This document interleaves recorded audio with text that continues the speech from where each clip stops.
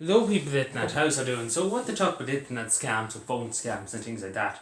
And because they are actually, coming back in the wise, especially during this coronavirus, everybody at home, they can only shop for online. And I'm saying to people, if it's too good, this is simple as this.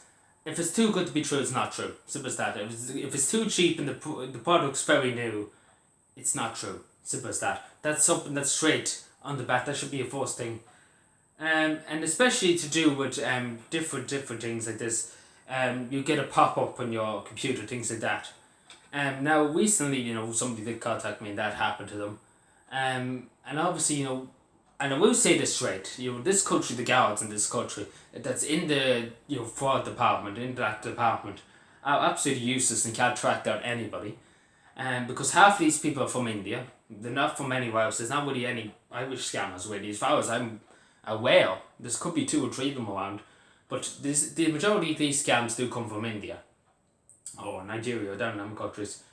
And I will say this because I do have this one in front of me because this happened in County Fermanagh. This woman, um,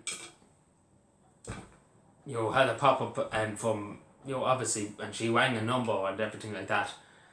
She did report the number. She didn't give any money because these people, as she put it in the report, was very demanding of the money and saying that they needed this because the computer would not work again because it was some kind of, it was they popped it up. It wasn't that the computer said it was a virus. They put it up themselves, and it was kind of a fake pop up, if that makes any sense. I don't know. I'm not too high tech, so I might be a bit wrong in saying this, but I looked at the file there, and it did happen in Fermanagh.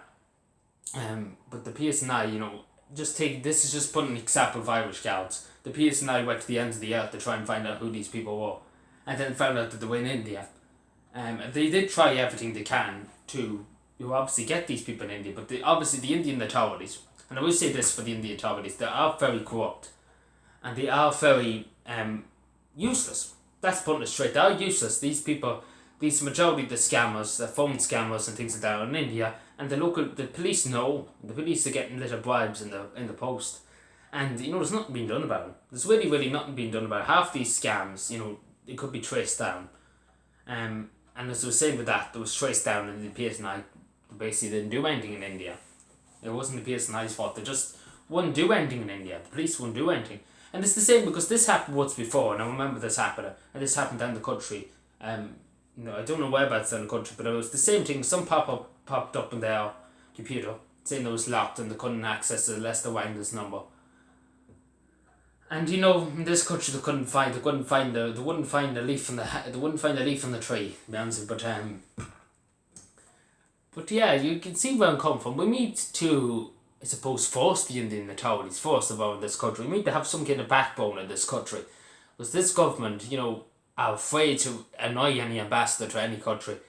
And afraid to challenge any ambassador in this country. And I would say to people, if you are scammed, please do report it, obviously. That's the first thing you do. Because, many times over the years I've heard of people you were scammed a year ago and only reported after. Because they were that shameful because they were scammed.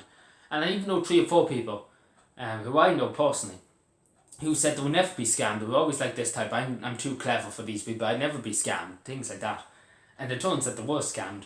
Like, that's why I don't do online banking, because that's just the simple way of just keeping away from everything. Just not do anything.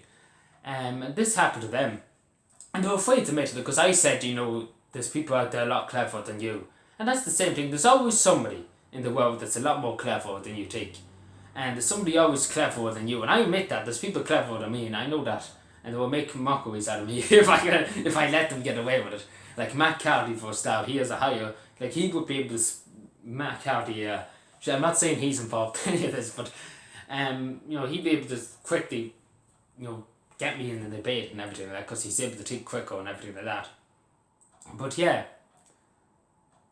but I just say to people, report it first of all. But I think there's something that we need to focus on in this country, and especially in the UK and Ireland.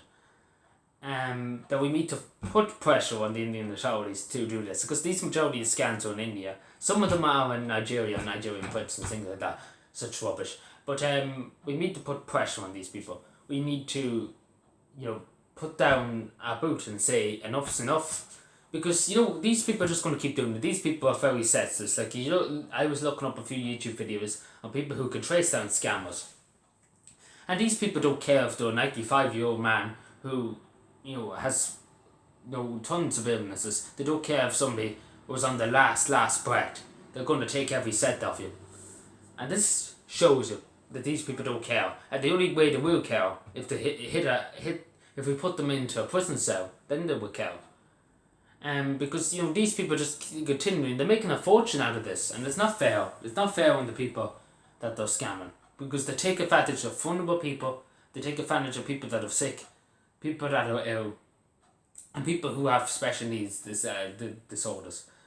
And we need to put a stop to it. Now, Ireland can't really do much if it's not in Ireland, but we need to put pressure on the Indian ambassador to Ireland. We need to keep pulling at them, keep pushing at them, because that's the only way you're going to get into them. Because the Indian authorities, and I know this for a fact, because I've seen videos and found videos reporting it to the Indian authorities and never done anything about it.